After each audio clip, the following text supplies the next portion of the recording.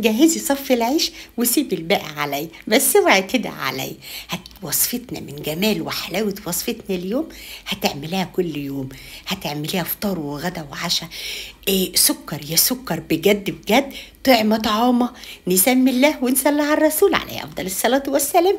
هيا بنا نطبخ مع حنان. وده ربع فول مدشوش، ربع فول متقشر عادي خالص، ربع كوبايه، ربع بقى كوبايه عدس بجبه بنقيه، طبعا كله منقيه زي الفل.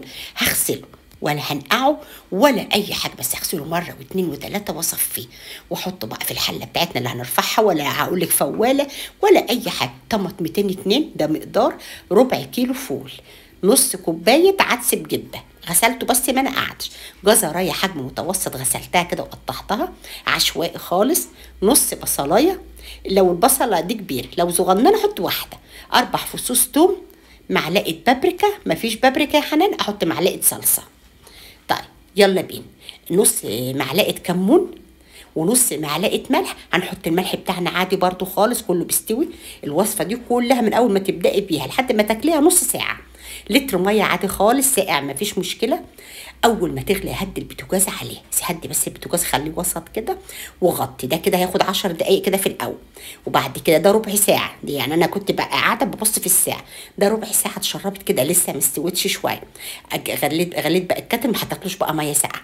غليت الكاتل، نزلت بكوبايتين 2 كمان. خدي بالك علشان ما تزوديش بس الميه وتبقى مرقه معاكي ويبقى مظبوط، ولا يبقى تقيل قوي. احنا عايزين نظبط الوصفه بتاعتنا كده تبقى تمام التمام. وتسلم ايدك يا حنون. بصوا بشوف ببص بقى، اشوف الجزريه استوت. الوصفه دي كلها غذاء وكلها فيتامين ولذيذه وخفيفه. وبصي بقى اول ما لقيت كله استوى بقى كده هضربه كله مع بعض. عايزه تضربيها في الخلاط مفيش مشكله، سيبيها تهدى شويه واضربها في الخلاط. هاند بلندر اوكي، ما عنديش ده ولا ده يا حنان. في مصفى كده المونيا، ما تحطوش في بلاستيك، في مصفى المونيا كده زي زمان ما كنا بنصفي العدس وبنصفي الطماطم، وبالمعلقه ولا بالشوكه كده ودوسي حاجه. بصي اطحنيها كده بتبقى زي المقدار كده.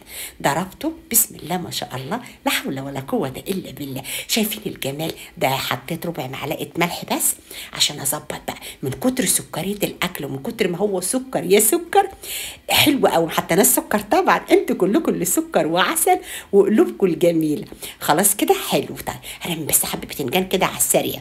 ده طبعا مع نص معلقه نشا عشان حبه زيت صغننين وزيت سخن وبتنجان، حاطين له نص معلقه سكر يا سكر ونص ومعلقه ملح، ومقطع البتنجان كده وسابها 10 دقايق وقليت. شايفين الجمال؟ الفول بتاعنا كنت طفيت عليه خلاص، هشغل عليه البوتاجاز تاني. بصوا الجمال، فول ولا نقعنا ولا قش